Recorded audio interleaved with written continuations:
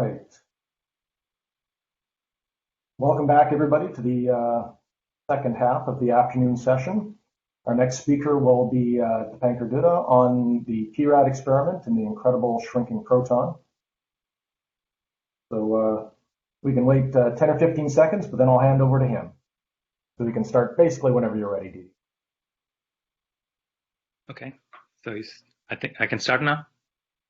Yeah, go ahead. Thank you. Okay, great. I'll start by thanking the organizers for inviting me to give this talk on a topic which has received a lot of attention in the last few months since it was published. Already been 6 months or more now.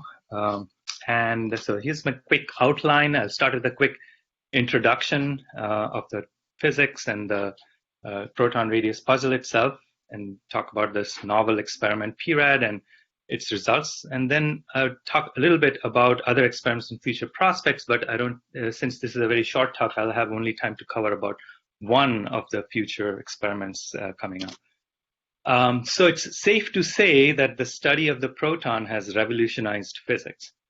It's been about 100 years since the discovery of the proton, and this picture of the proton has evolved from the positively charged structureless point-like particle to a collection of quarks and gluons with 99% of its mass coming from the quark-gluon interaction itself. And in fact, the proton played a leading role in the development of this of quantum chromodynamics, which is the theoretical framework for describing this strong interaction between quarks and gluons. And the story of the proton has been that it is in lockstep with many of the key advances in physics over the last 100 years. And that's why I'm saying it has revolutionized physics. And although this is true, it still continues to surprise us time and again. And the latest one was this very basic property of the proton, its RMS charge radius, which is interesting on its own right, but it also is needed for determining the fundamental constants, such as the Rydberg constant. And traditionally, the two methods which have been used to extract this charge radius is hydrogen spectroscopy and elastic electron-proton scattering. And the forces which define the surface of the proton do not end abruptly, and therefore its boundary is kind of fuzzy. So how do we actually define a boundary for something which is not fuzzy? And that's where we have come up, it has a working definition has been developed, which is like an empirical definition, where as long as we are defining a quantity which is obtained from consistent interpretation of all the different ways you measure it, then that's the type of working definition we have been using. And it has been verified time and again that it is a consistent definition of all the experiments. And the most latest one was rigorously showing this this fact that all the different experiments are measuring the same quantity was done by Jerry Miller, which also came out last year. So to briefly talk about these two methods, the first one is hydrogen spectroscopy, where the different corrections that come about to the energy spectrum coming from Lamb shift and the hyperfine splitting, those levels can then be further corrected by the finite charge distribution of the proton or its size. And by comparing the measured energy levels with QED calculations, which include these corrections, we can find the finite size of the or calculate the precise value of this RMS proton charge radius as we have defined it. And this is also what is used to get to the Rydberg constant. And this is considered very precise because the frequency standard is kind of the best ruler that we have in physics, and it has precision of a few times 10 to the 14, few times in 10 to the 14, and so the frequency is the best way to measure this quantity, is one of the best ways, and this is by measuring this corrections to the energy levels, one can extract the RMS charge distribution. When it comes to electron scattering, by measuring the cross section as a function of an angle or momentum transfer square, if you wish, it was an early indicator of the finite size of the proton when the cross section or variation with momentum transfer was found to deviate from what you expect from a point particle or the Mott cross section. And the nice thing about this is that if you go to low q square, low momentum transfers, then the cross section is dominated by electric form factor. And then this electric form factor can be expanded in powers of q square. And then from this, we get the working definition that RMS charge distribution is the slope of this form factor as a function of q square at q square of 0. Okay, and this definition, as I mentioned earlier, is used for all types of experiments which extract the proton charge radius, and this has been rigorously shown most recently by Jerry Miller.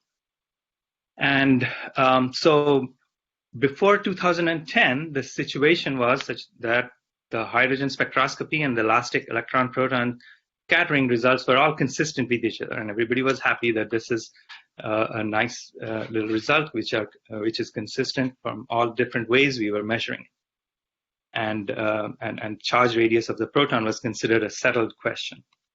But then in 2010, a new method was produced its first results, I should say, where when you replace the electron in a hydrogen atom with a muon, because the muon is 200 times heavier, it sits much closer to the proton.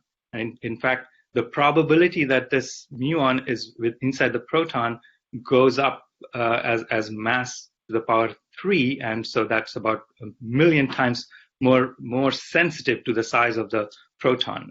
The energy level, the corrections to the energy levels are 1 million times more sensitive. And so, in fact, when the Lamb shift is measured in muonic hydrogen, the finite size of the proton has a 2% correction, and it can be measured to 0.1% uncertainty, and that's what gave rise to this 10 times more precise measurement of the charge radius compared to all previous measurements.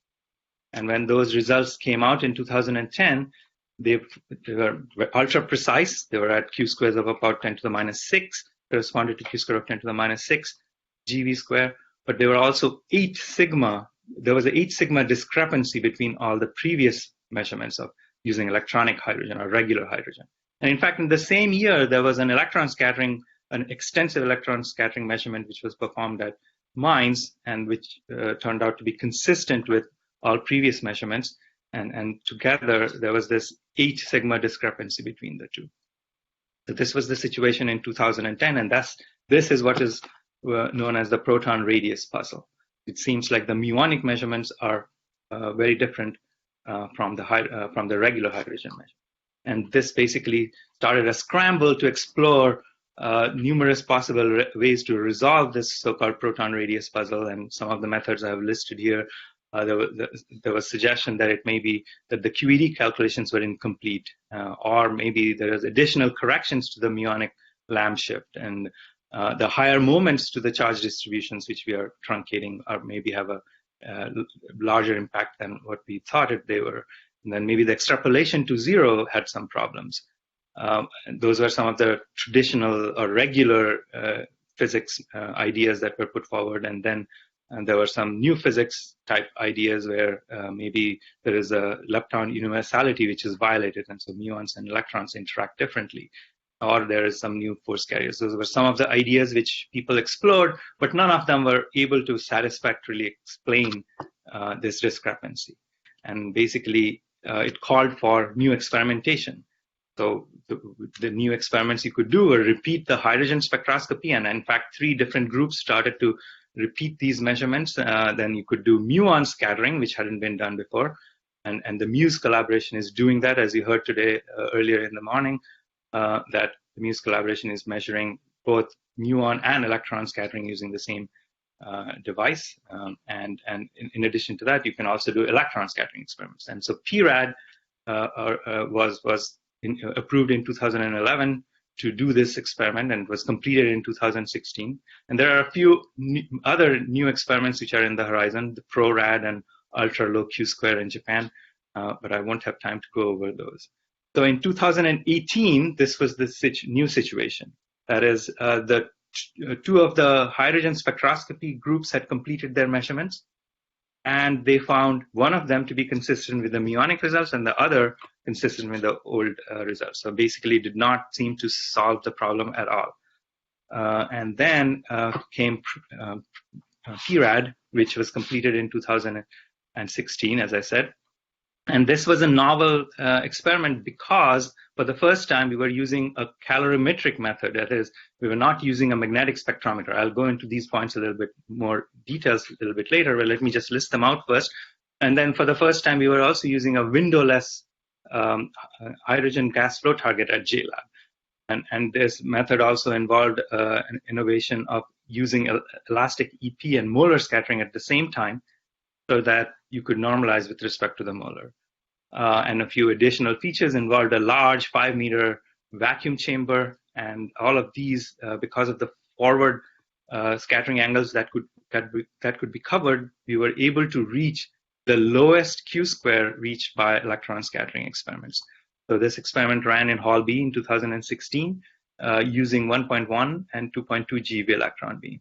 Let me go over some of the features again a little bit to tell you why this was a novel experiment. So as I mentioned, we did not use a magnetic spectrometer. So this was a magnetic spectrometer-free measurement using a calorimeter, which was the Primex high-cal calorimeter, which had a inner section made out of lead tungstate and an outer region made of lead glass. This was a very large acceptance device, and this was placed about 5.5 meters from the target. This allowed us to cover an angle of 0.7 to 7.5 degrees in a single setting. So that's the most important part. All of the Q-score range that are being covered could be obtained in a single setting, unlike in a magnetic spectrometer method where you have to change the magnetic spectrometer to every little angle that you want to cover in order to get the full range in Q-square. This device could get all the Q-square in one setting. So that was a big advantage. And then we were using this windowless gas flow target where the gas is injected from the center, and then at the two ends of the cell, there are these 4-millimeter holes through which the gas was allowed to escape and pumped out by these giant 4 pumps all around, 4 turbo pumps which were surrounding this cell in every direction. Well, not quite every direction, but they were surrounding the cell and pumping out all the gas and making sure that the electron beam did not see any other material on its way to the target. And that was a big advantage compared to previous electron scattering experiments where the scattering from the target cell windows was one of the biggest contribution to the backgrounds in the experiment. So this kind of windowless cell helped us reduce that background significantly. And then the third innovation, as I mentioned, was that we are simultaneously detecting the molar scattered electrons and along with the elastic scattered electrons from the proton, which is our main signal. Okay, and by doing that, we are able to reduce control our systematics and eliminate the need to monitor the luminosity, that is the target thickness and the beam intensity. And because we were using this forward angle calorimeter, we were able to cover some of the low Q-square region, which is not covered in previous experiments. And at the same time, by covering a large enough angle, as I said, 0.7 to 7.5, you're covering a large range in Q-square in one single setting, going up to the lowest Q-square ever achieved, and then also going to quite a bit higher Q-square of about 6 times 10 to the minus 2 JeV square, all in 2 settings, 1.1 GeV and 2.2 GeV angles, which had large overlap between the two. So this is an example of some raw spectrum where we show the reconstructed energy versus reconstructed angle for the elastic scattered events and the molar scattered events. And by putting angle-dependent cuts on each of these, we are able to select the 2 different events. And in fact, this actually extends to lower angles. The high cal can go all the way up to 0.5 degrees, but because these two the molar events and the elastic scattering events basically merge at those smaller angles, we are not able to use that. So we only can use from 0.7 onwards. And for part of the acceptance, we also can detect both of the molar electrons in high cal. And for those events, there are additional constraints like coplanarity and elasticity and z-vertex, which helps select these events more better than the other, where we only detect single molar events.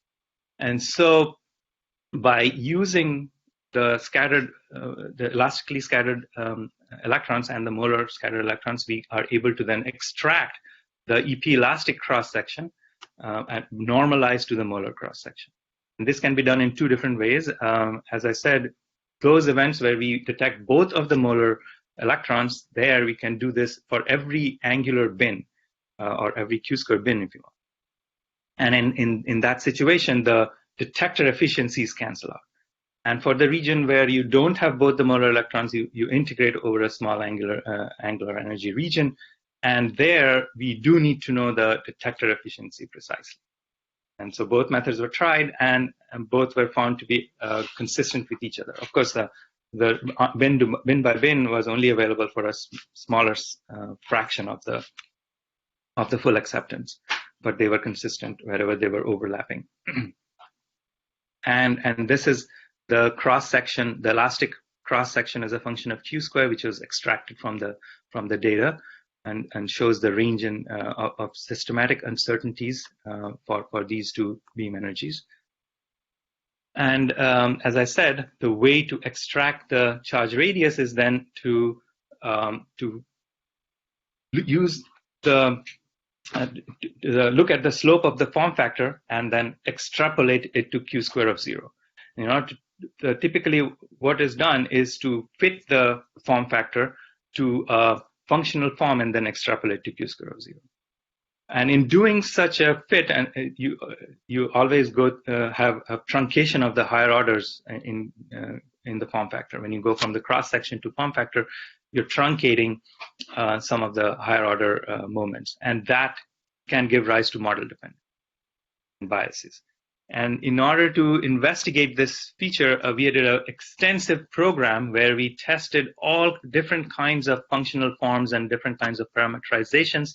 And we developed this robustness parameter where what we did was we looked at, we generated 100,000 samples of mock data which were each smeared randomly for the statistical variation of the sample, and then these corresponded to the range of Q square and statistics of the PRAD data, and then they were fit using various functional forms to extract the charge radius. And the robustness was then defined as the difference between the input and the extracted radius and the statistical variation, the quadrature sum of those.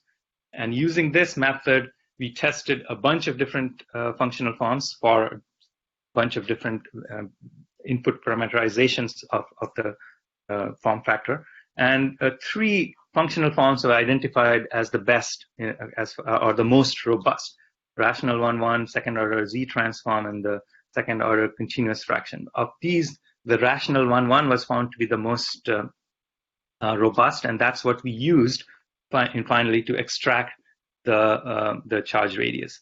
And as I said, because we measured it at 2 different beam energies, 1.1 and 2.2, so we had 2 floating normalization parameters, which allowed to take into account any variation that might have occurred between those 2 beam energies. And both of those floating normalizations were found to be consistent to 1 within uncertainty.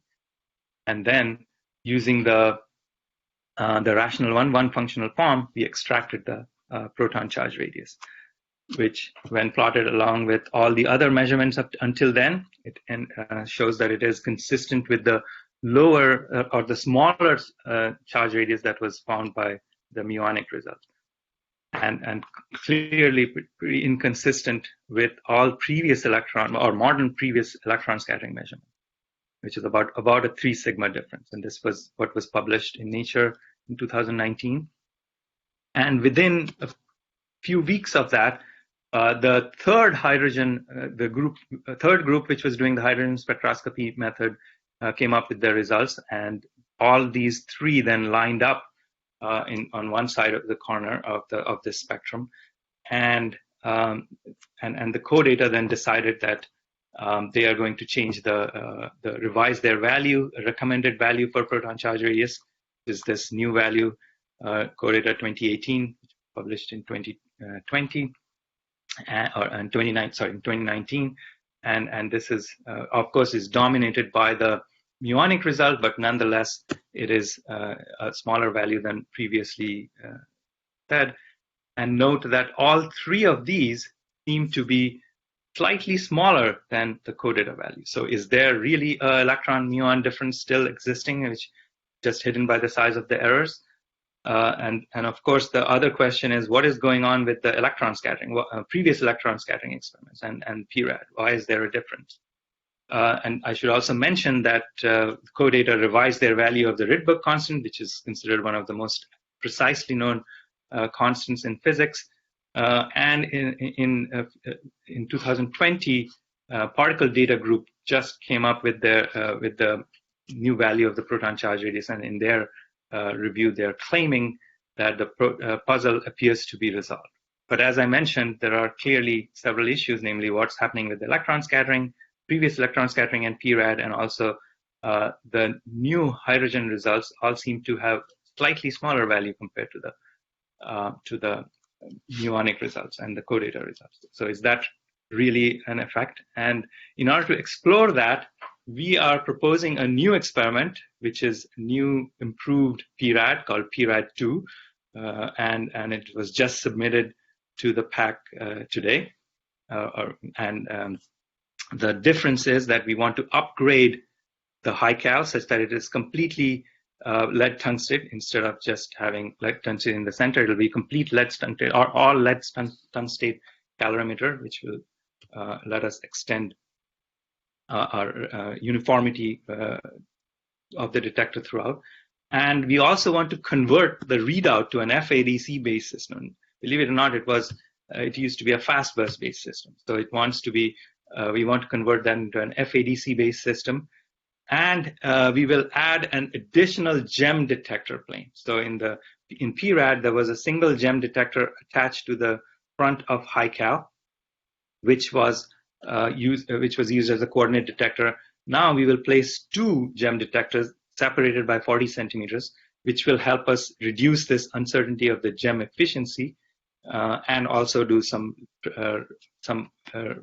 tracking, which is a minor amount of tracking because it's only a small separation, but still it'll have a better Z resolution. And this will, and in addition to this, there is another small difference which we are going to have in this experiment, namely we will add a scintillator detector inside the target chamber such that the lowest two crystal layers, remember I mentioned that we have to throw away the data between 0.5 and 0.7, and we want to recover that piece.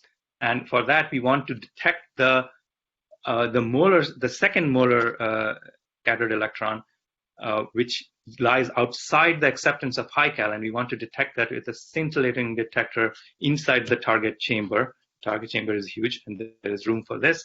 And this will help us go to an even lower Q-square range of 10 to the minus 5. So that would be an order of magnitude improvement or lowering of the Q-square covered. And with all of these upgrades, we expect the error bars to be a factor of 2.5 smaller, and this is how the projected results would look compared to the current values. And this could tell us if there is really a difference between the muonic and electronic hydrogen, and also to resolve what's happening with the previous electron scattering experiments and the PRAD results. So that's the PRAD collaboration. This has there were about 4 graduate students and 2 of them got their thesis, but there were 4 who worked on this experiment and a number of postdocs who worked on the experiment. And with that, I will just leave this and summarize the talk. As I mentioned, proton charge radius is a fundamental quantity in physics and is important for precision atomic spectroscopy, for testing QCD, and also looking for new physics. And the proton radius puzzle arose in 2010 with the first muonic hydrogen results were announced, and they were found to be 8 standard deviations away from previous measurements. And PRAD then did an electron scattering experiment to try and resolve this issue, which was completed in 2016. It had several novel features, namely it reached the lowest Q-square ever, but also covered a large range in Q-square in single setting with a large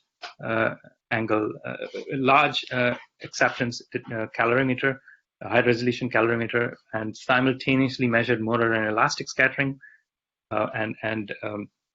We were able to, the data was recorded in the same experimental setting, and a large area GEM detector was used to detect the coordinates of the hits.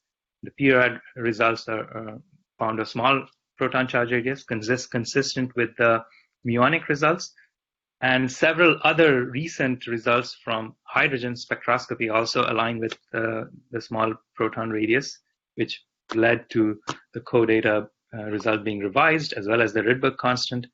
And there are several new experiments being prepared. I mentioned some of them in name only, but PRAD2 is going to be a newer version of PRAD with 2.5 times smaller uncertainty, which we are proposing.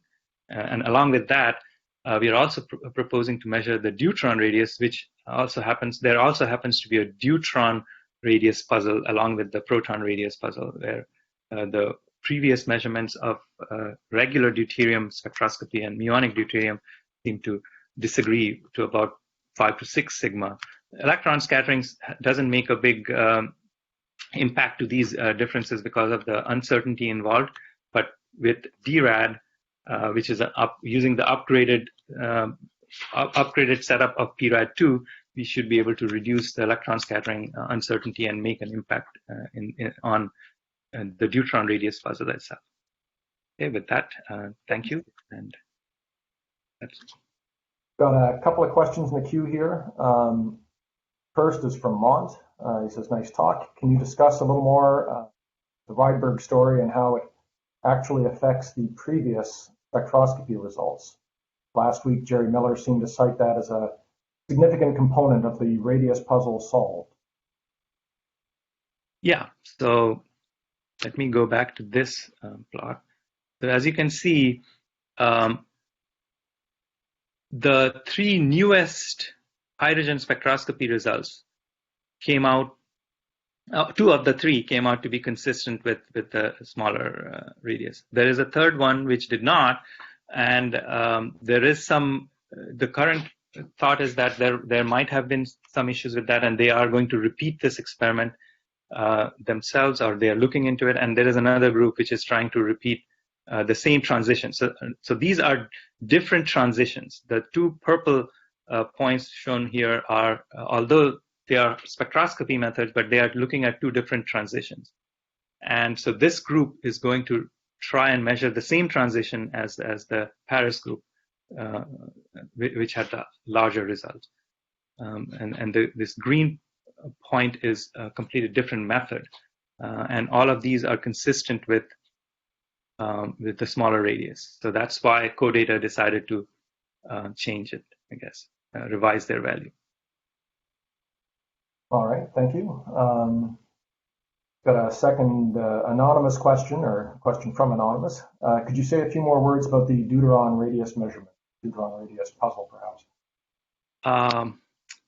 Unfortunately, I don't have a plot to show, but in 2013, the same group which did the muonic hydrogen repeated the measurement for muonic deuterium, which also has a very small uncertainty compared to regular deuterium spectroscopy.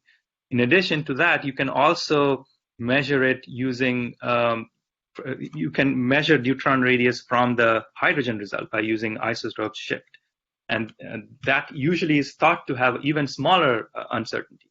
However, recently, I think there have been some doubts about whether that uncertainty is as well known as we claimed earlier. But in any case, a similar kind of 6 sigma difference is seen between the regular deuteron spectroscopy and muonic deuteron spectroscopy. And electron scattering, unfortunately, has a large error bar which spans both results. It lies somewhere in between. The best electron scattering result, which is actually a reanalysis of all previous electron scattering results. In fact, all of them were pre-1990, and this reanalysis was from 1998 by Ingo Sick. And that, if you were to imagine that there's this kind of dichotomy between the two results, the electron scattering lies right in between with error bars which cover both the sides. And so electron scattering does not contribute to that, to trying to even resolve this issue. So that's why we are proposing DRAD, which will shrink that uncertainty by a factor of 2 and help resolve this issue and see if there is actually a similar kind of difference between the old electron scattering data and DRAD results. All right, thank you. I know we're running a little long here, so we'll try and get through the 2 other questions in the queue, but brief answers are probably preferred. So James Sawinski asks, is there any understanding of the differences between results in the hydrogen Lamb shift measurement?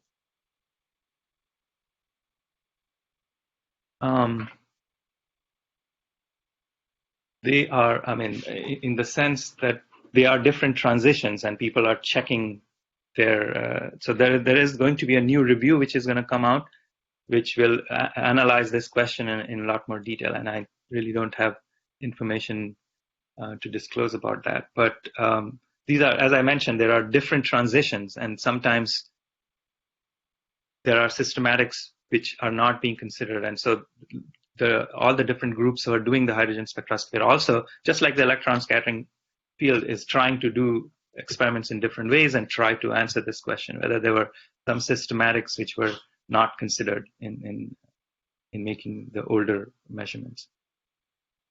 Very good. And the last question here is from Niskanen. Were you able to use the lead glass in high-cal? And if so, how did you handle the transition region in the calorimeter? Yes, we did indeed use the high-cal, and so entire high-cal was used. And so, of course, let me show you some plots of that. So this is showing the lead glass, and this is the lead tungstate, and that's the lead glass region. As you can see, the resolution is much poorer in lead glass, but we were nonetheless able to simulate it and show that they were consistent. Especially there are overlap regions where, because it's a square device, so there are regions where you have data on lead glass and the lead tungstate in the same angular range, and then we can look at the consistency of those to figure and make sure that those results are consistent with each other too.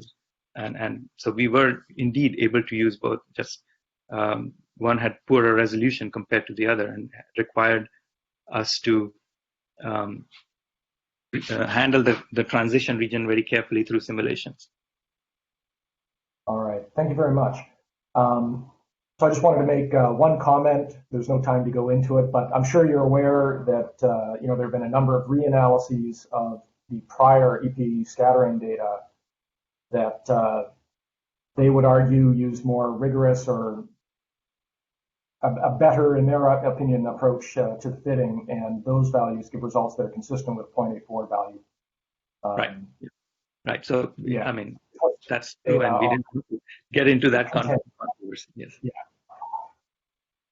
All right. We would rather do more measurements and improve our precision and make sure that we continue to beat down the uncertainty. For sure. All right. Thanks again. Very good. All right. We'll set up a talk, which will be Liguang Tang speaking on preliminary results from the Lambda NN hypernuclear studies. So.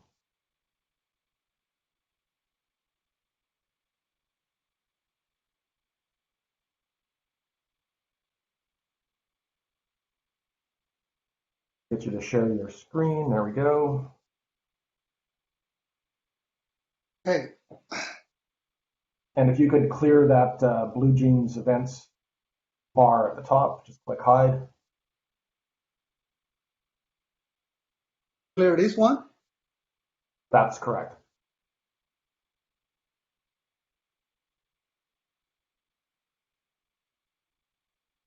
Is it okay? Yep. And I don't see myself. Oh, unfortunately, but you look good. You're all set. So I'll let you continue. I'll let you begin. All right. Okay. Thanks to the organizers and give me the chance to give this report on behalf of HAWA collaboration. So what I'm going to talk about is a possible observation of the lambda neutron-neutron continuum structure and a possible observation of a bound sigma nucleon state. It's a sigma hypernuclei, A equal 3 system. This is a report for the 12-17-003 experiment, which we propose to using the resonance, this lambda neutron-neutron resonance, to determine the lambda NN interaction.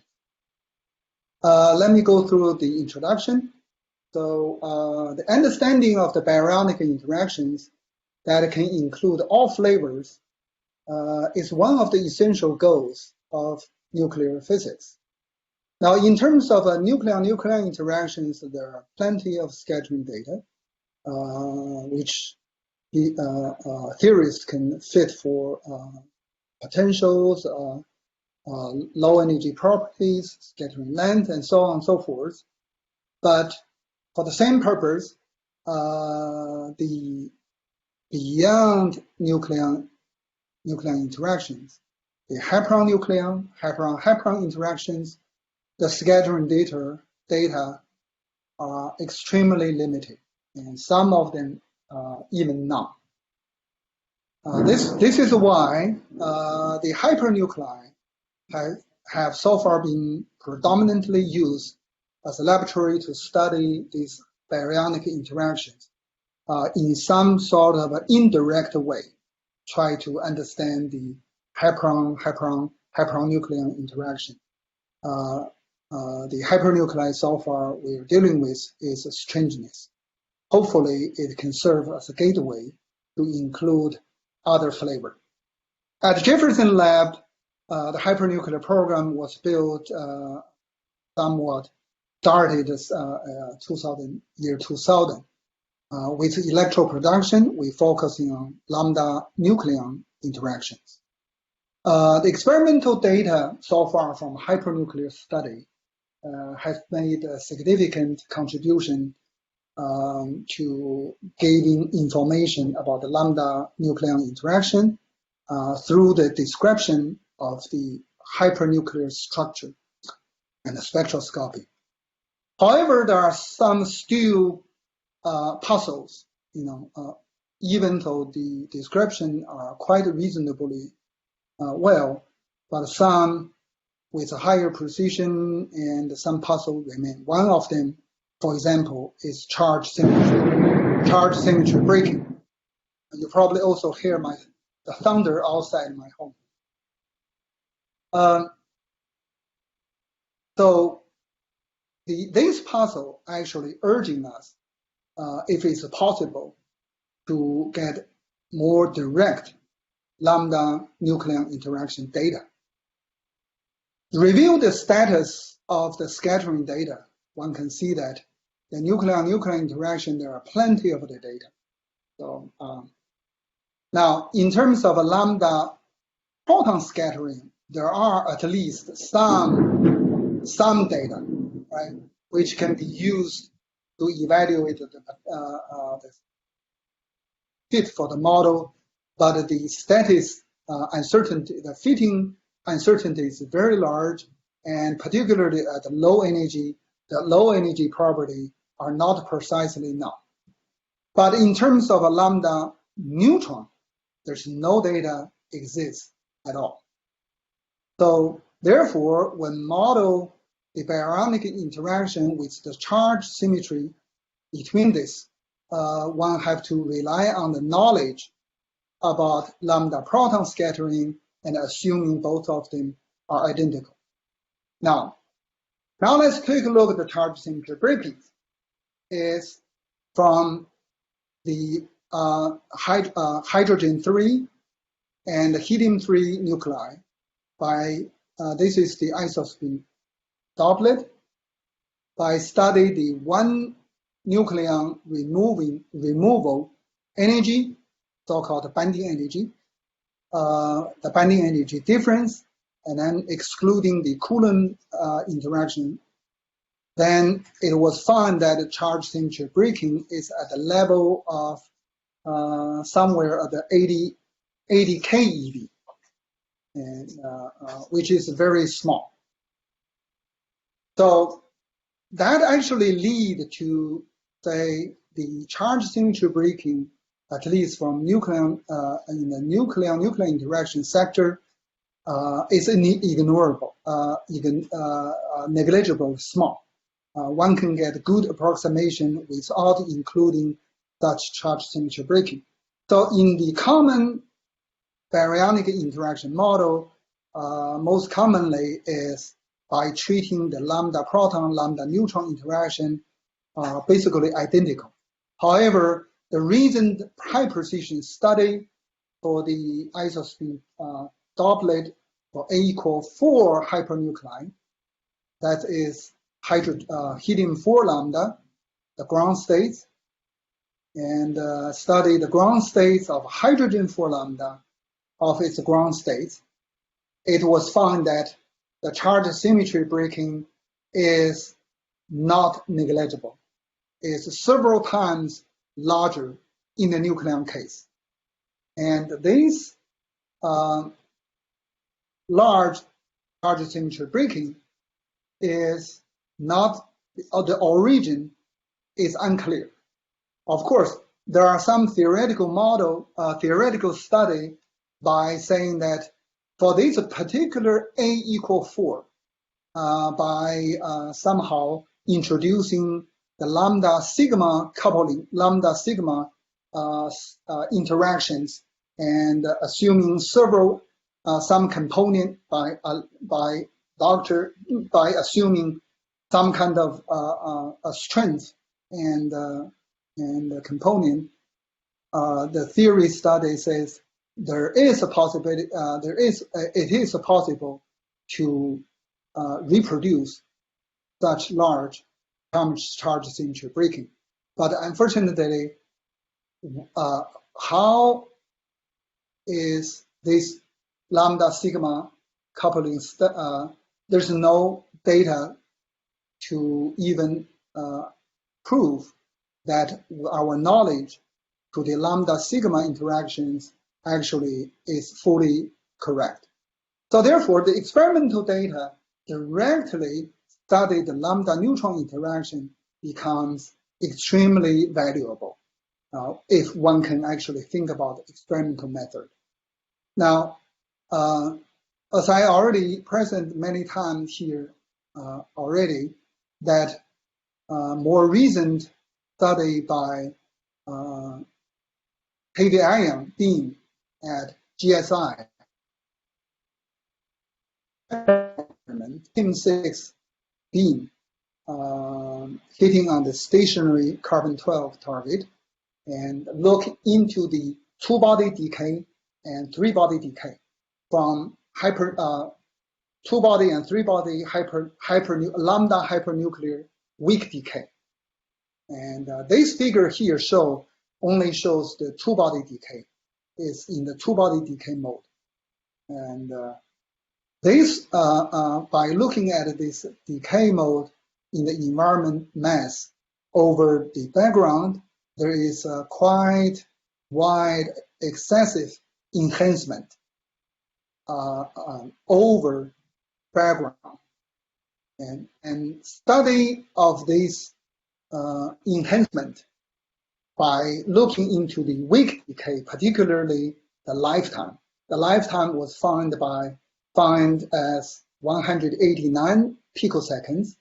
The free lambda decay is 260 picoseconds. For hypernuclei, when there is additional channel non-mesonic decay exists, then the lifetime drop down to about 200 picoseconds. Then the experiment find the lifetime is about 190 picoseconds.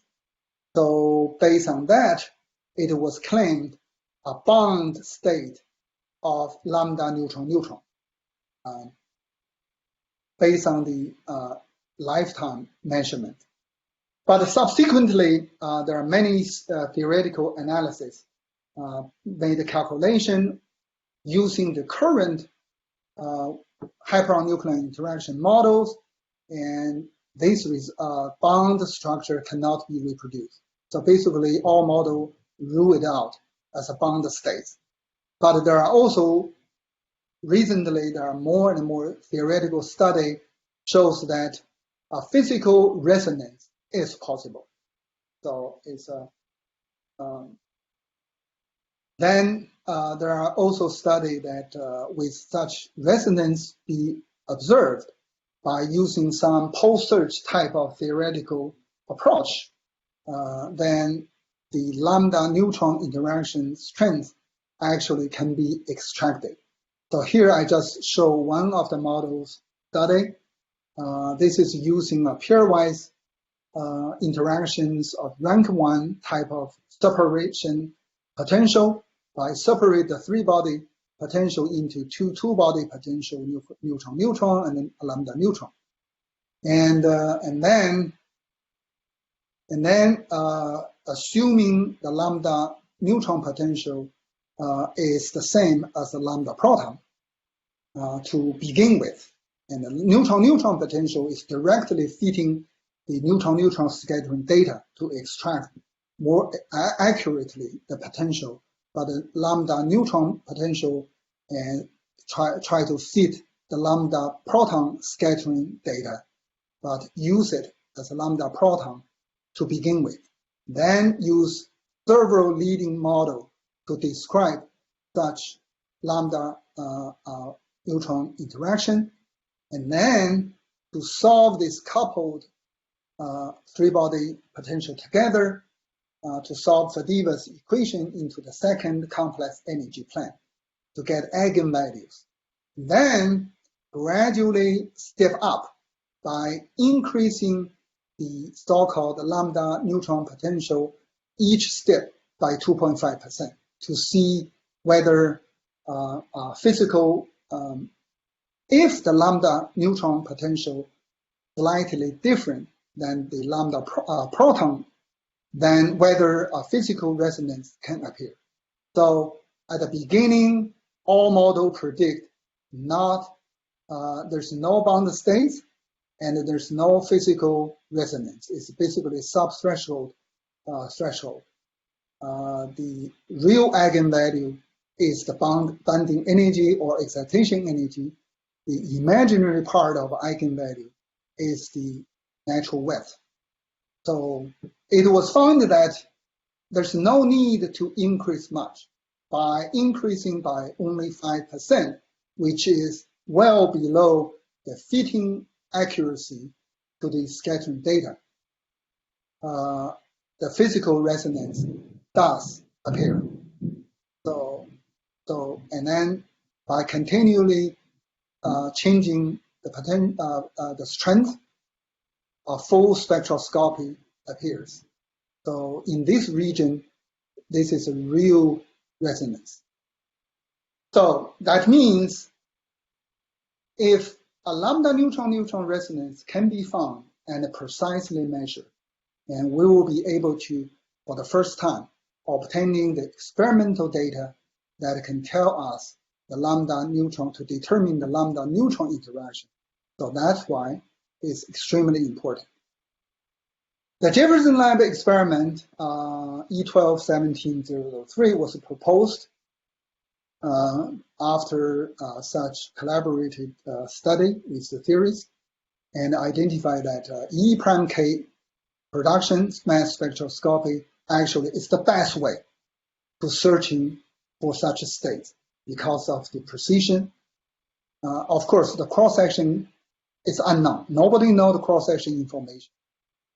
If it's affordable to yield sufficient, then this is the best way to use to use E prime K, but it does require a tritium target. Require a tritium target. So fortunately, at that time, tritium experiment already exists in Hall A, so we are taking advantage of that.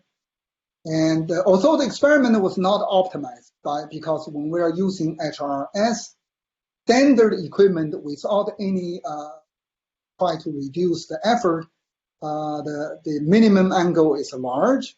HRS for the K-on is too long, so you know the whole thing is not optimized. But that's the unique and only chance to quickly look into this. So that's why we took the chance, gave our best effort using the previous Hall C E91016 benzimens.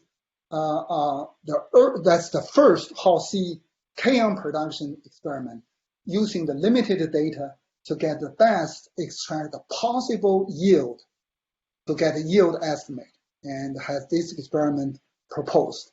And that was approved quickly and arranged, so we catch the train to be one of the tritium experiment and completed in 2018.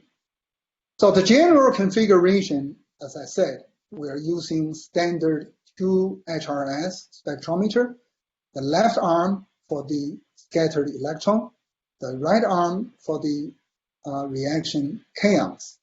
And we're using 4.32 GeV beam, and the 2 spectrometer is symmetrically put at the minimum allowed physical angle because of the constraint by the equipment, 13.2. And the kaon arm was fixed at 1.8 GeV, giving sufficiently high, so there is an affordable kaon survival rate, although it's still small, only 9%, but it's just affordable. And then we define 2 different kinematics by the electron arm at 2.218 GeV over C, or tritium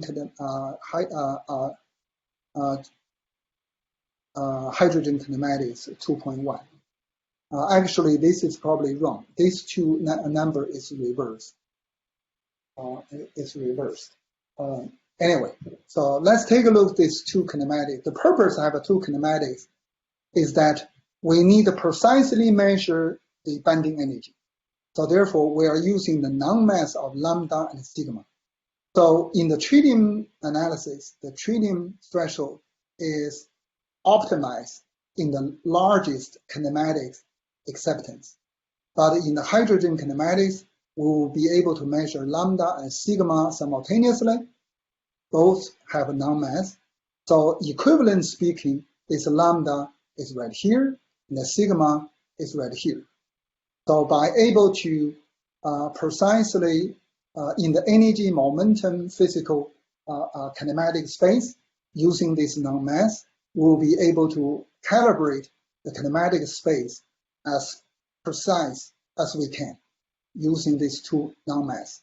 So therefore, we will be able to determine the lambda neutron mass precisely. And everything left is the statistics. So that's the key. Unfortunately, there's no information about the cross-section. So we just give our best guess. Right? So I'm just quickly go through this, and we take multifocal target and do all kind of calibration. And also multifocal target allow us to do the Z reconstruction because the tritium cell is 25 centimeter long. So you can see that helped by multifocal target, we actually get very good Z reconstruction resolution. So this is the 2 end capped. In the middle is the tritium gas region. Our cut is plus minus 10. So we cut at plus minus 10 to avoid the 2 aluminum cell. And the two-arm coincidence, E prime K, that can show our particle ID.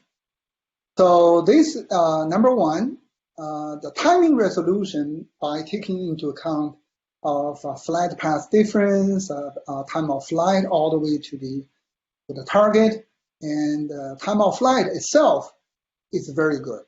So we get a resolution 370 nanoseconds in sigma, and sufficiently separate the real kaons away from all these accidentals as well as the real pions and proton background.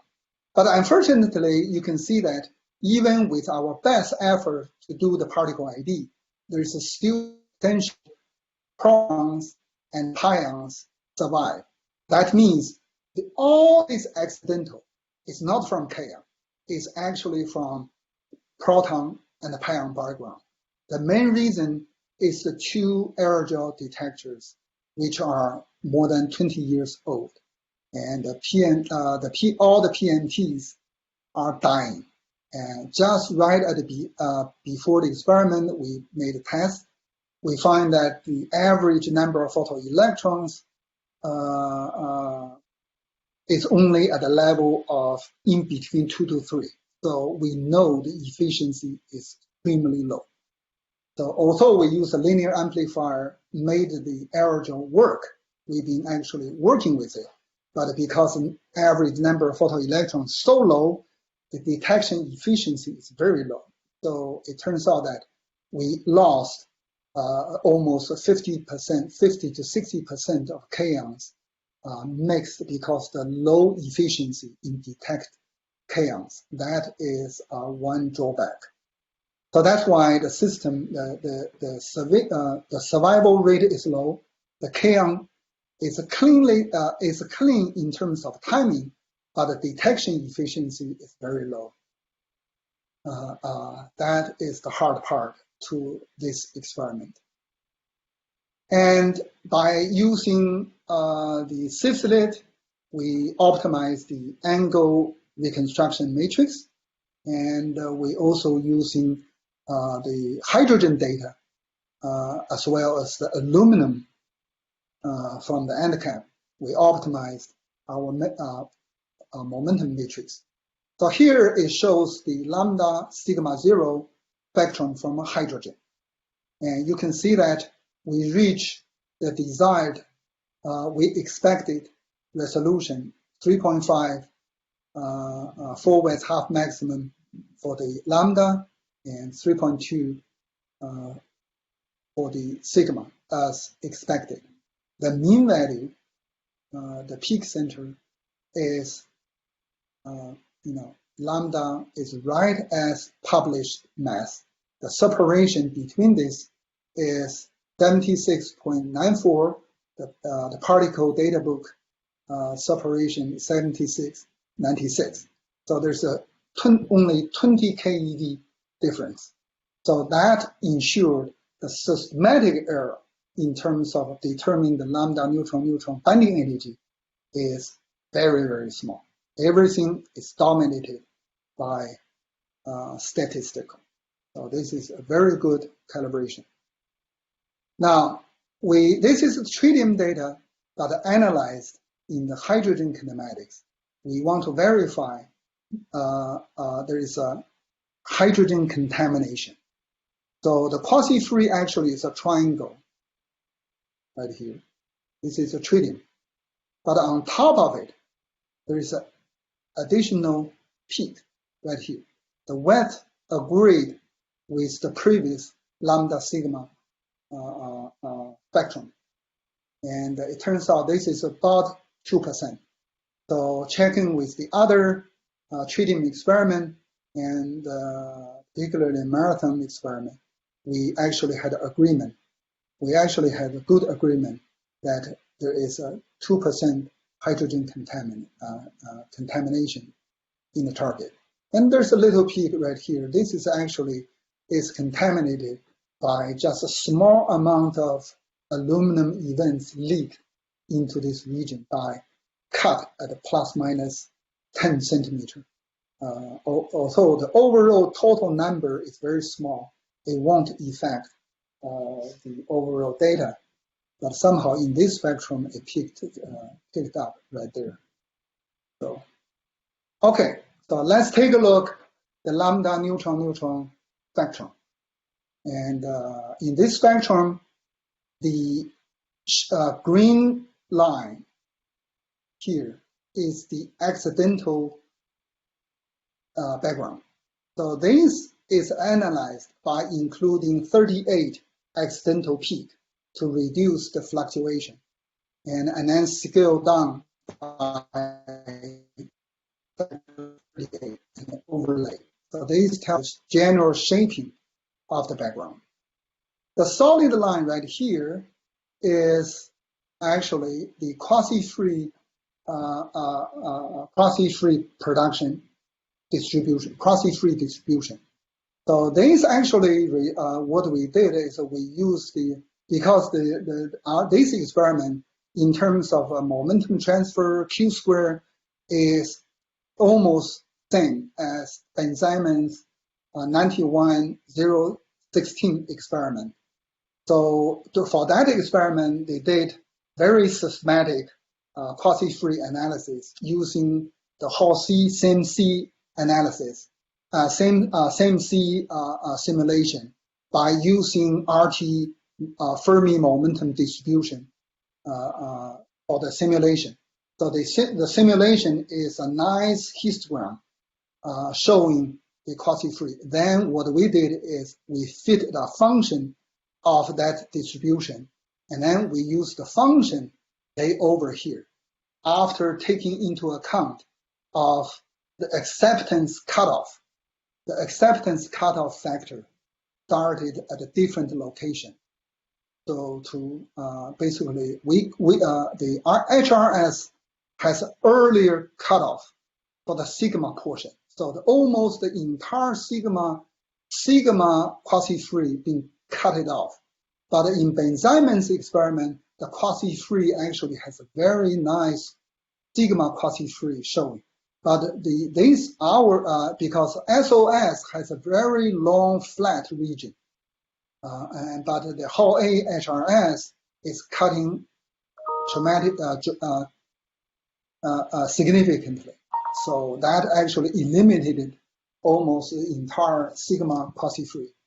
So we use that simulation and then fitted that function and then normalized to have a 2% of hydrogen and right here. So that represents the lambda quasi-free continued with the dashed line. Then the remaining sigma 0, sigma minus combined together, the sigma, a little bit sigma quasi-free remaining, right? Then the two dashed line here showing the sigma nucleon threshold. I showed here only 2.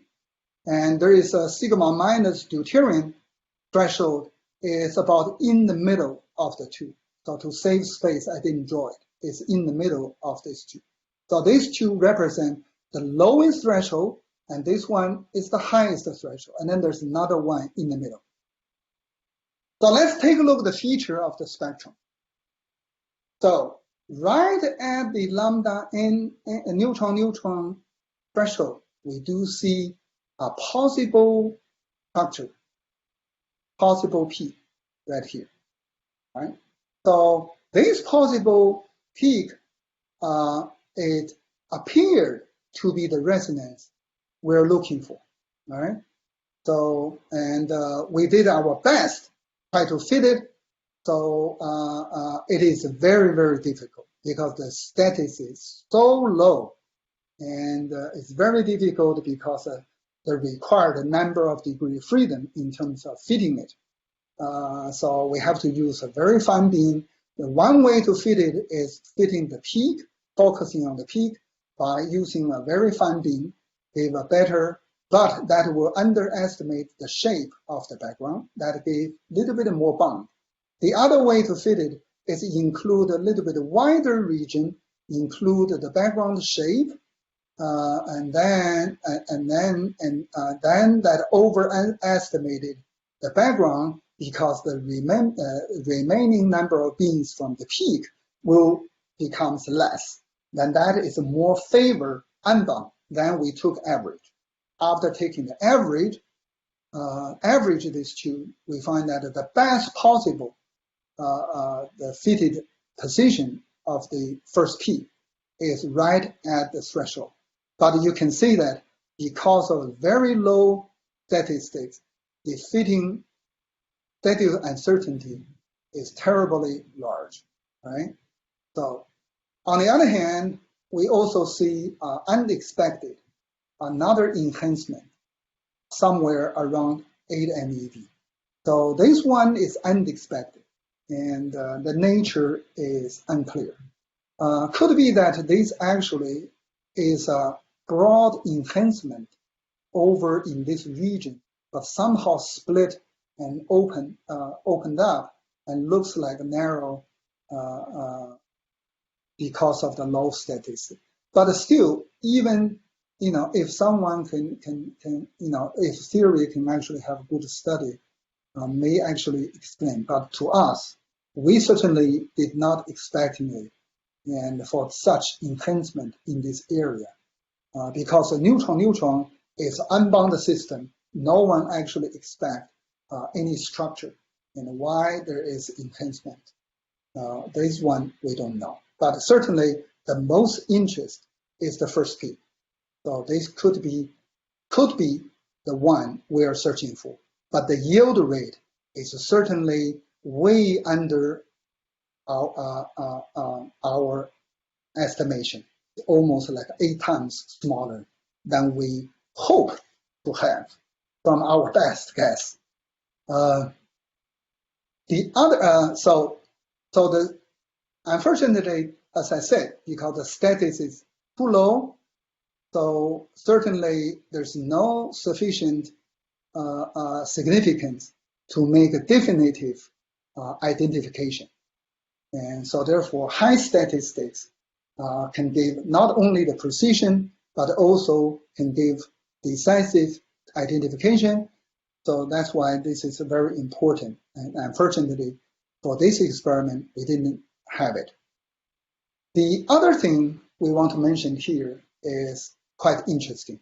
And I plot this spectrum again with a wider beam to reduce statistical fluctuation. And you can see the two peaks, the two possible peaks are still here, but we looked at here. The sigma quasi-free is extended peak over here. So the highest peak center should be around here, right? The start point is right here. But we see a significant enhancement right here below the lowest threshold. And this is actually the first time we see from the A=3 system. Now, so far, the sigma hypernuclei, the only bound sigma hypernuclei, bound state was found in A=4, which is sigma plus, proton, neutron, neutron, and using helium-4 target and find in the K minus, pi minus reaction by Brookhaven experiment and the KEK experiment, and confirmed. At that time, people realized that there are a lot of theory discussion. They find that the sigma hypernuclei cannot be formed because of a very strong repelling force for A above 4. Then only A=3 and 4 one can see sigma bound sigma hypernuclear states, only 3 and 4. Then only A=4 was found.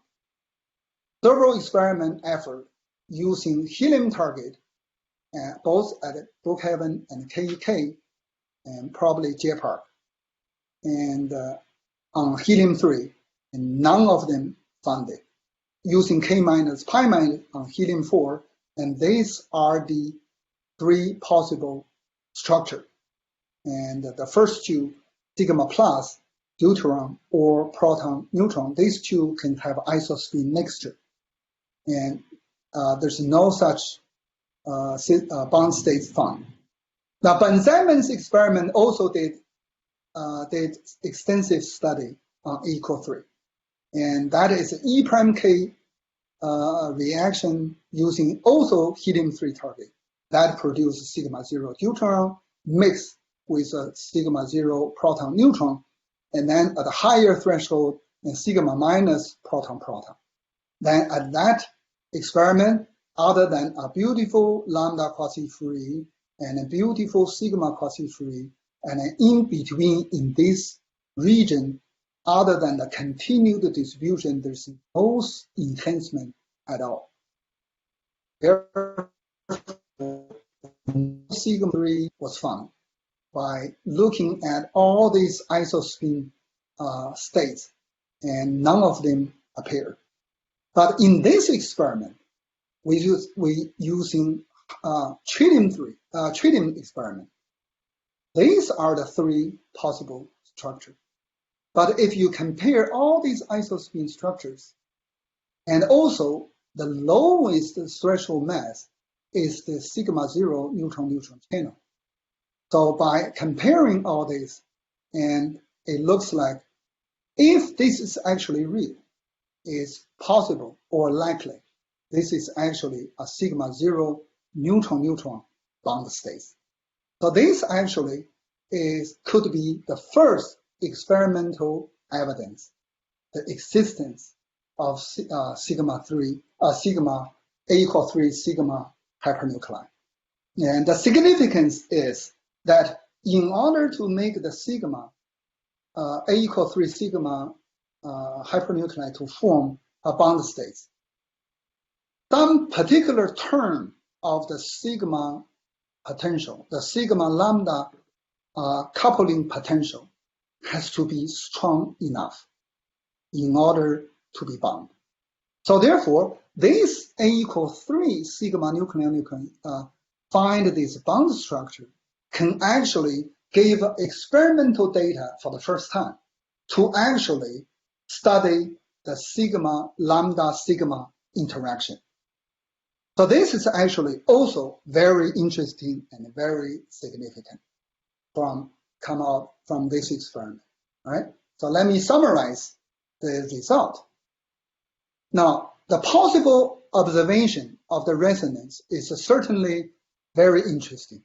Now, for example, if I just take a look at the spectrum, I mark the result as a circle right here. So it looks like it's in this vicinity, all right? So if we ignoring the uncertainty, it now looks like it does showing that the lambda neutron interaction somehow different than the lambda proton. And that could be the origin for the charge symmetry breaking and also the source for people to study the lambda sigma coupling. But the uncertainty is so large, so the point can vary all over the place. The error bar actually is over this scale, all right? So that's the drawback from the first experiment, right? So as Sorry to interrupt, but I'll ask, kind of give you a 2-minute warning since we're running pretty far on time. I'm going to stop. So that high statics is really needed, right? So for the bound sigma bound structure, so that is very important, and that can provide very important information for the lambda sigma interactions and isospin dependence, and also can help understand charge symmetry breaking. Well, to help to get better statistics, so I already submitted a new proposal, try to do this experiment again. I try to be short because the time is running out. With the optimized system, we can have a gain factor 22.7 times with 8.5 days of gain. The previous experiment is 12 days. So with a smaller number of days, we have a large number of gains. So that will provide important, okay, in the summary, it can give us important not only try to definitely determine whether what we observed are truly real. Number two, it allows us, if they are real, it allows us to give a precise measurement with the precision smaller than 50 keV. And that gave a rigorous constraint to the theory to understand try to determine the lambda neutron interaction as well as study the lambda sigma interactions.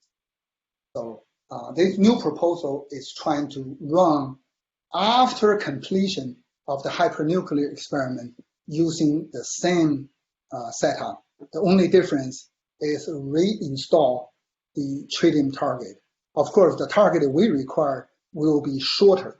Instead of 25 centimeter, we require a 16 centimeter, slightly shorter. And we have been initiating discussion with target group and look into the possible design, possible issues, and so on and so forth. That's all I want to talk today. Thank you so much. And I'm happy to report our result here. Thank you. All right, thank you very much. I know we're running over time, but we'll try and get a couple of questions in here. The first is from Florian Hounstein, who asks, on slide 9, where you show your z-vertex distribution, do you cut on the correlation between the vertex from the two arms? Yes. Yes, okay. Because the z-vertex was independently reconstructed by the two arms. Then physically, we make a physical coincidence between the two. Then the accidental spatial coincidence by the events come from aluminum cell, the other from gas, or the other, or vice versa. Those events being cut away. Thank you. All right. Let's see. Florian had another question just shortly after that on slide 12. He comments or mentions you have the aluminum leakage peak in slide 12, which is 50 MeV away from the peak of the quasi-elastic triangle. Yeah. Could the peaks in slide 13 also be from aluminum contamination, since they are also 50 MeV away from the peak of the triangle red curve? You mean here? You mean here? Hello? I'm not quite sure, to be honest. I'm reading the question here. You can, it cannot be interpreted that way because the two has a different kinematics. 12 is hydrogen kinematic. That actually shifted the heavy, when you are treating everything as hydrogen, then the aluminum quasi-free is shifted significantly toward the negative side. But the 13 is a tritium. Tritium is A equal 3. That actually shifted the aluminum back. The highest point probably somewhere here. Okay. Let's see. Reinhard Schumacher asks on this slide 13, I believe, do you constrain the width of your peaks 1 and 2 to your known experimental resolution? That is, how do you know you're not fitting something much narrower than what you can actually measure? And I think that's connected with the other question that is in the queue here, which you touch on in your third bullet, I think. But, are these peaks statistically significant, or no, could they be fluctuations? No, there's no enough statistical significance because the number of events here is very small. It's only 12. And there is a large accidental background here from proton and pions. So with optimized, for example, HKS, HRS, there's no accidental at all.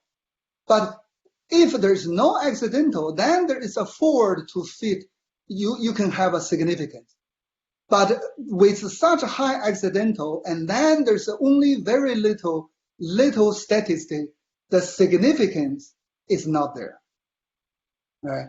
So therefore, from this experiment, that's all we can do. We can only see there's a possible we see the signature, but we can certainly using the peak significance to actually confirm this actually is there. Right. All right, very good. Thank you very much. I know we're running late, but I appreciate the talk. I think I'm going to hand over to Will Brooks for the last portion of the afternoon session, which is the JLAB Users Organization Business Meeting.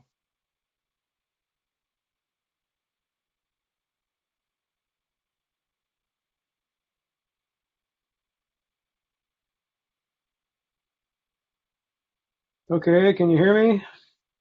Yep. And I think I'm now sharing the screen. Let me know when you see it.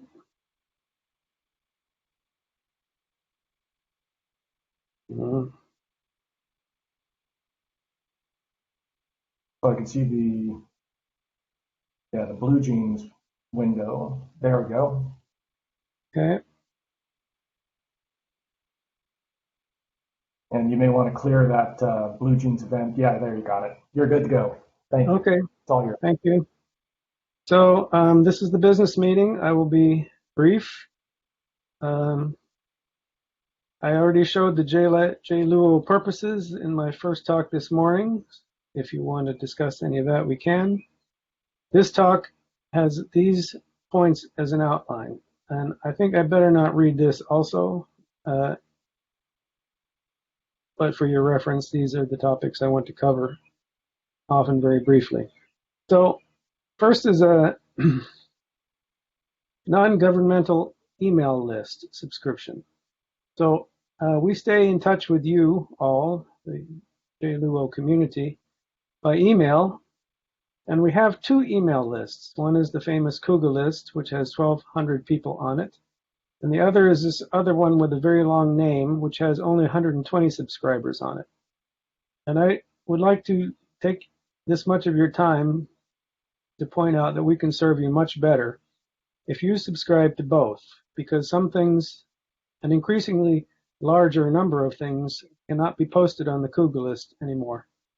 So if you don't know how to do it, you go to the Cougar wiki and follow the directions at the bottom of the front page that you find. If you don't know where the Cougar wiki is, and I don't, I just do JLUO wiki and Google finds it for me. So please ignore part of my talk and go ahead and sign up for both of those email lists if you're not in both of them, if you would. So these are the board of directors as of this moment. However, 5 of them are rotating out essentially today or this week or something like that. And I remind you that if you have an issue, you can contact these people anytime, and the link on the bottom is their contact information. And these are the new members for the next year. Carlos as vice chair, Rafaela, Daria, and Justin as members at large, and Florian as a postdoc representative. So congratulations to the new members, and thank you very much for the old members, Julie, Eric, Brad, Jordanka, and Carlos, although he's rotating off and then rotating back on. So he's doing a 360. So I showed this morning. We're international. We are even in the Southern Hemisphere, and our user community is growing, especially in foreign and US university users. 30% growth over the last 6 years. If it were a stock, it would be a very reasonable profit. You are in the 2020 annual users meeting. I showed this slide in the first talk of the day.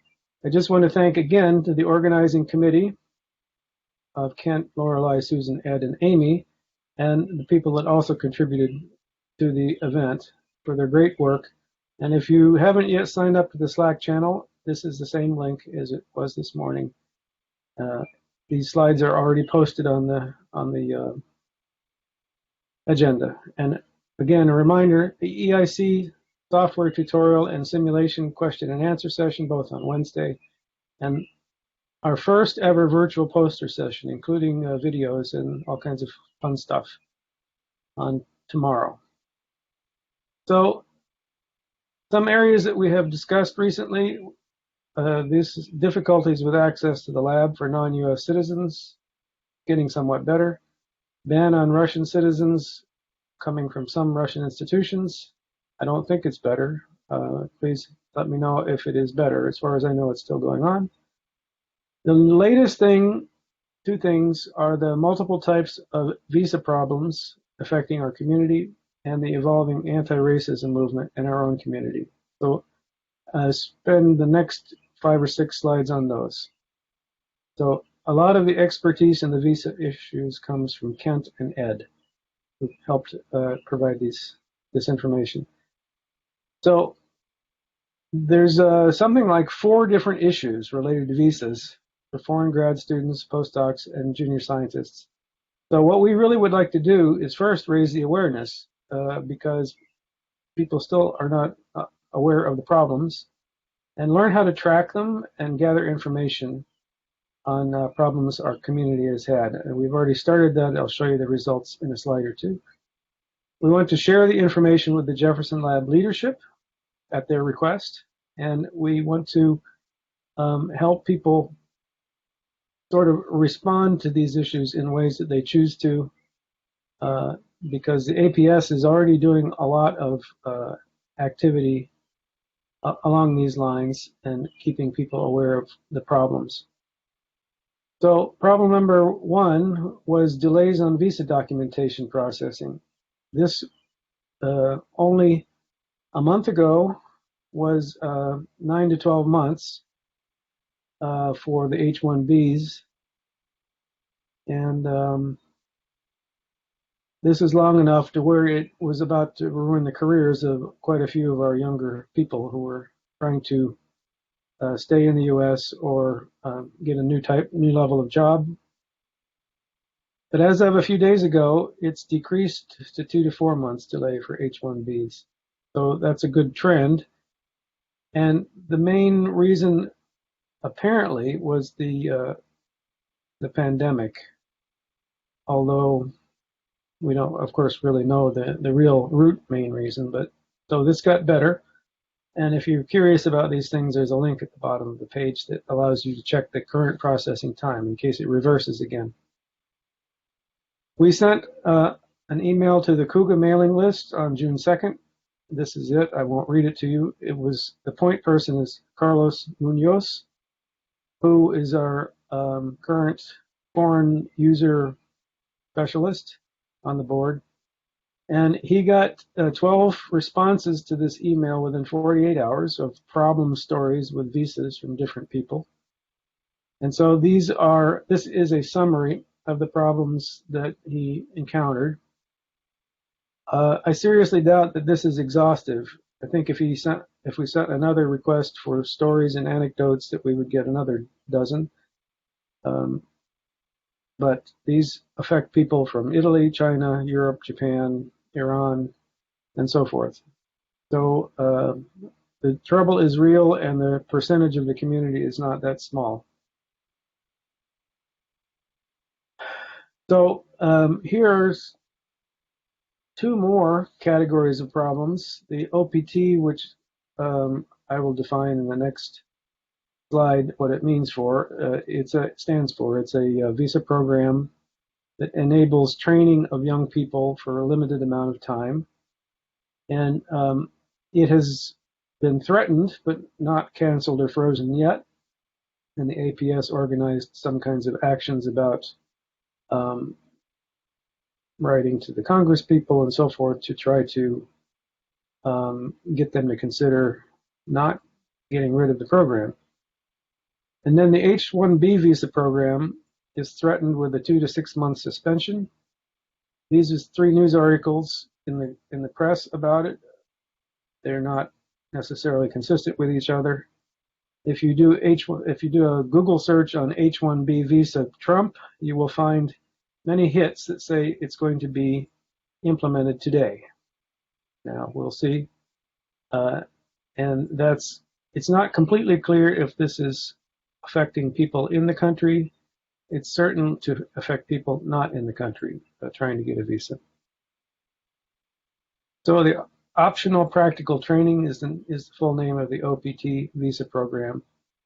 And this is a description of from the email that the APS sent out. Basically, it is a vehicle to take a graduate student who graduates and turn that graduate student into a pre-postdoc legally with getting a visa until they can get the correct visa for that position. So that's one way that it gets used in our community. And so it would have a big impact if the program were frozen. So a different problem is the presidential proclamation on Chinese graduate student visas. On May 29th, there was a proclamation that revoked F and J visas for some Chinese national students, graduate students, and postdocs.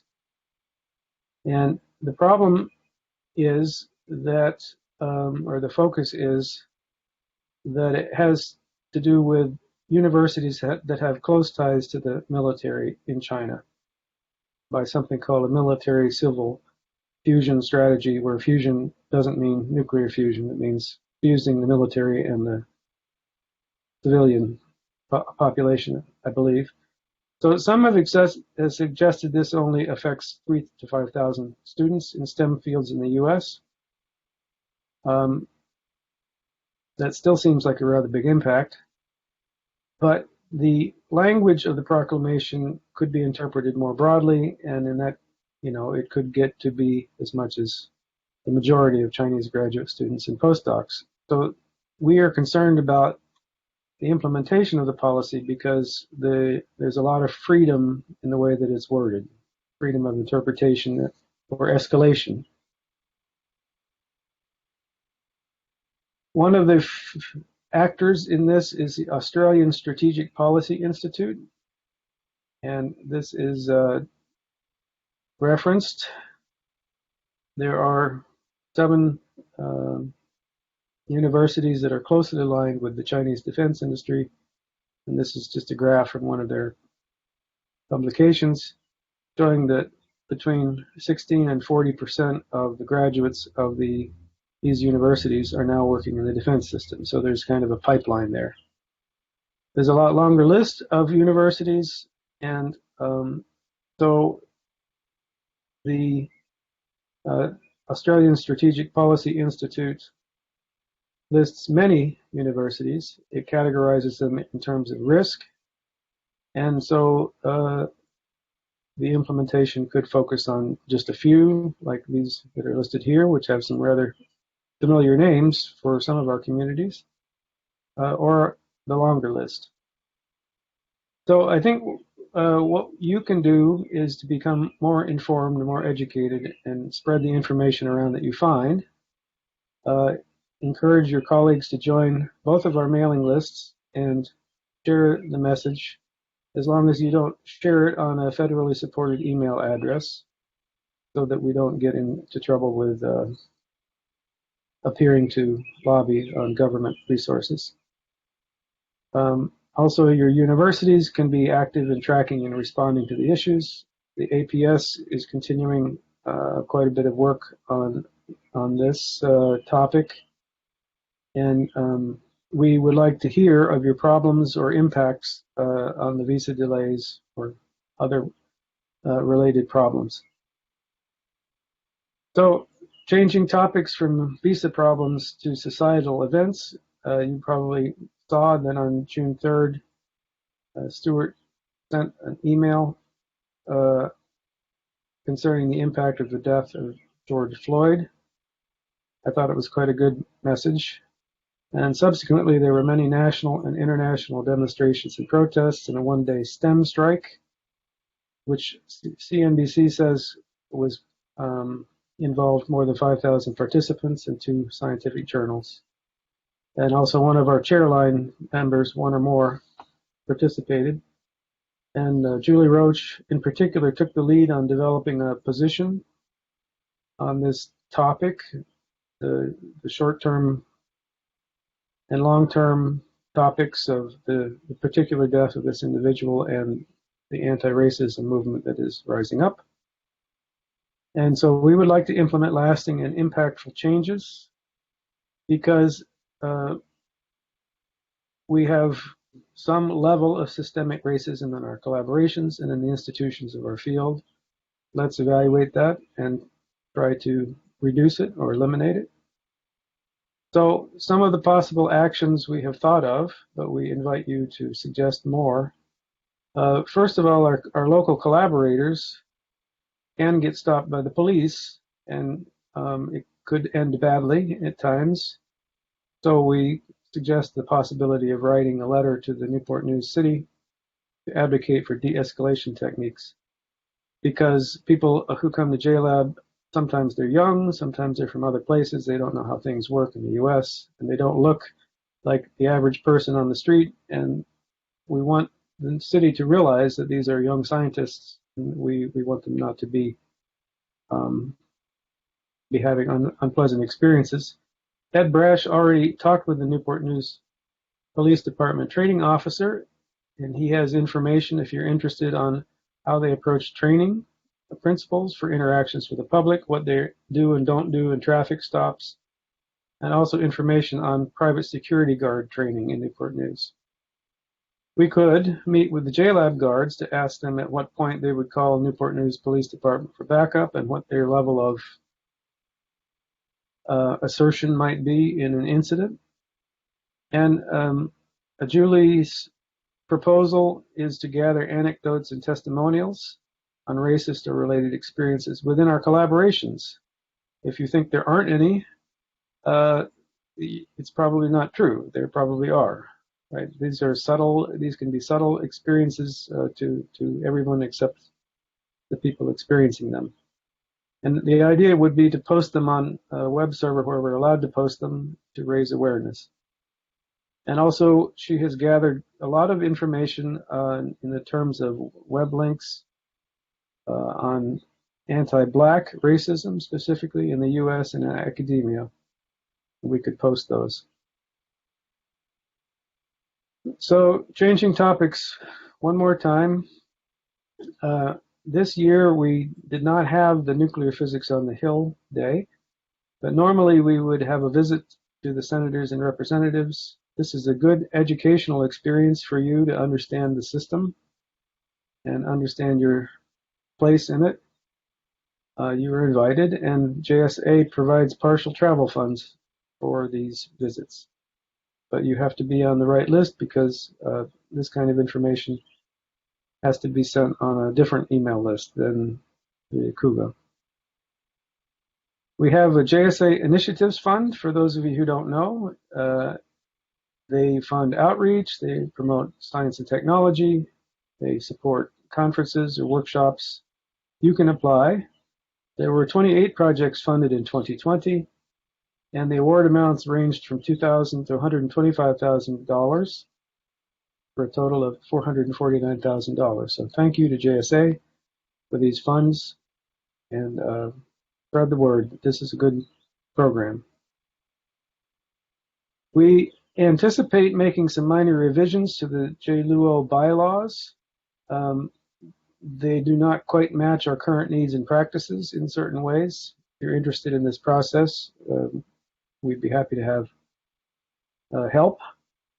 And at some point, you will be asked to vote on this because it's required by the bylaws that the members of the organization vote on the bylaws. The last time they were revised was in 2014 and 2013. And there's a link to the current bylaws here. I think this is near the end. Finally, there is a DNP executive committee. These people have a pretty important role in the field in many different ways. If you don't know what I'm talking about, this link can tell you a little bit more.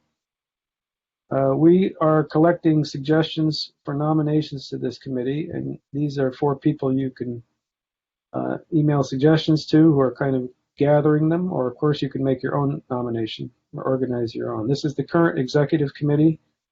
We have Julie and Nadia who are rotating off, and Ken Hicks who is rotating. I don't know if he's rotating off, but his current term ends.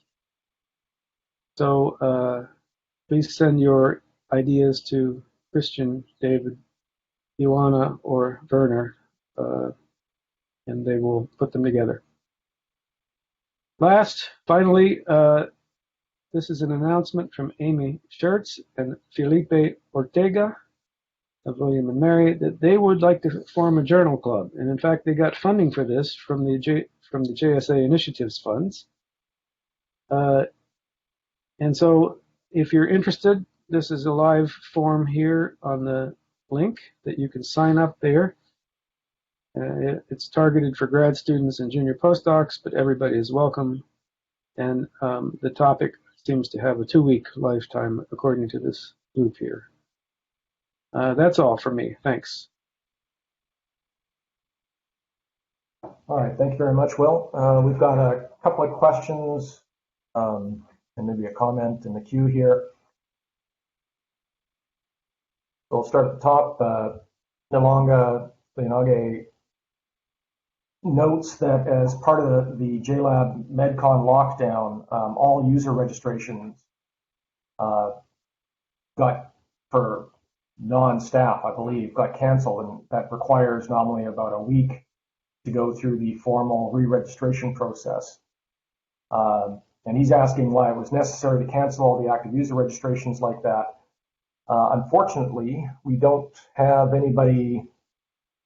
We don't have anybody left on a connection that can speak to this directly from JLAB management, but hopefully somebody's listening and maybe that could be addressed by upper management in a mail out. My impression has been that that was it was one way to impose the new training requirements and to enforce this, what do they call it, self-evaluation in terms of whether or not you've been exposed.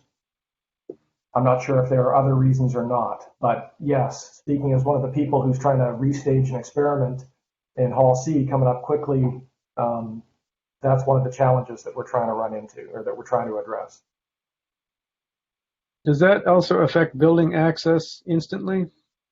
Yes, I mean, that may also have been part of the thinking, just to literally lock people out a little bit, just in case. Yeah, it's 1 week. Like, you can't just do your training and then have your access be reestablished. You have to go through the whole re-registration page on the JRIS link, which nominally takes a full week. I don't know if it's being expedited now. I think we've been able to do that in a couple of cases, but it's an issue that users have to be aware of if they're expecting to get on site, even if they are on one of the approved lists to get on site in these early reopening phases. A second. So Brad, sorry, yes. I was just going to jump in and say that, as you say, you have to be on an approved list to get in right now. So for the immediate time, I think this is something that people are staging in anyway, and I suspect that this isn't actually slowing anybody up, because we're all very slow to be able to get access back anyway as we stage in. But as things pick up, as you say, we need to make sure people are aware of it so that they sign up in time. Users, particularly non-U.S. nationals, and slowed. They've done the training and then have had to go through this re-registration process, which was unexpected that it would take longer, but it has been. Perhaps this is something we can bring up in our board meeting, as we usually have a conversation with them about this. Yeah. I mean, I think I understand the rationale behind it, but maybe it can be streamlined. But yes, it's something we can bring up with management.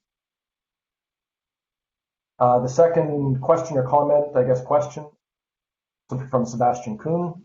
He asks if the board of directors could formulate an official response to the H-1B and other draconian visa policy changes, maybe to be signed by all subscribers to the non-government JLUO email list as they wish. And I think Ed Brash responded that he will be following up on that. So I don't know if, Will, you want to make an additional comment or just that, yes, we'll look into that. I'm glad Ed will follow up on it. He's already been involved in a lot of these things, so that would be ideal. Very good. Let's see. Yeah, okay, there's a recent question to follow up to the longest questions earlier by Sebastian. Just that there may well be a good reason for this, but JLAB management could have done a much better job keeping the larger user community informed instead of just pointing at their collection of information at the COVID webpage. And that is certainly something I agree with, even though I'm staff. It's been a challenge for me to get insight into how the lab management is managing the JLAB situation. I understand it's messy, but if it's difficult for me as staff, it must be very difficult for the users that also have vested interest.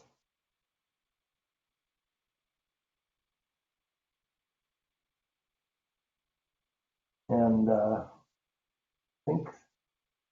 Can I add one note to that, please? Sure, go ahead, Lorelei. It's also really critical that everybody subscribes to the KUGA mailing list and also the additional one so that we can communicate these things to the user community better. I'm sending emails all the time. It's difficult for me to try to give levels of importance on them, but all of this information has been relayed. I just want to make sure that we are using the resources and tools that are best going to reach our largest audience. So just one more ploy for subscribing to the mailers.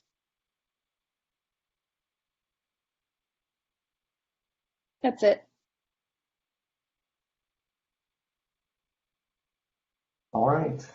Could I raise one thing? I wanted to make a small clarification to one thing that you said, Will. It's about the bylaws, where you referred to the revision of the bylaws. And unfortunately, I got a bit distracted, so I didn't hear exactly the words you used as you walked through the slide.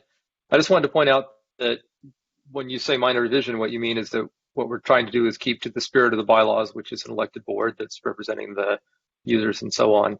But it's a practical matter. We're directly replacing the bylaws that are there. And so the rules under which the change is made may not be specifically what is written in the now defunct bylaws that we're replacing. So we'll keep people informed on this. The goal is to have a transparent sort of time where people can review what we've done and to maintain the spirit of the bylaws the way they're written now.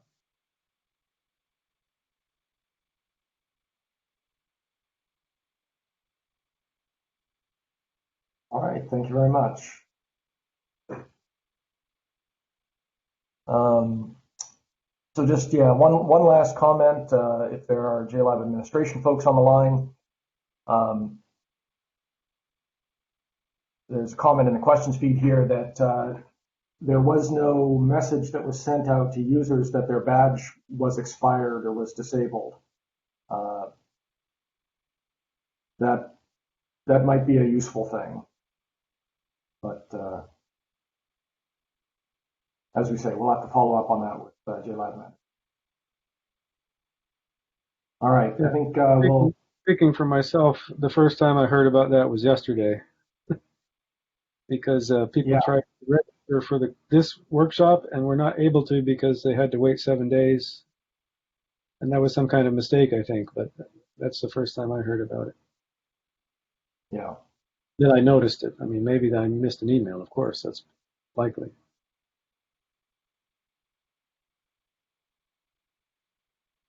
All right. I know it's getting late for some of our European colleagues. So I think we'll close out today's session. Seeing if there are any new questions that popped up on the list. I don't. So thank you very much to all the attendees, and thank you again to all the speakers. Please join us again tomorrow at 9 a.m. Eastern Daylight, where Tanya will lead off with an overview of the Meson form factors. Thanks very much, everybody. Have a good night or day, wherever you happen to be. Bye-bye.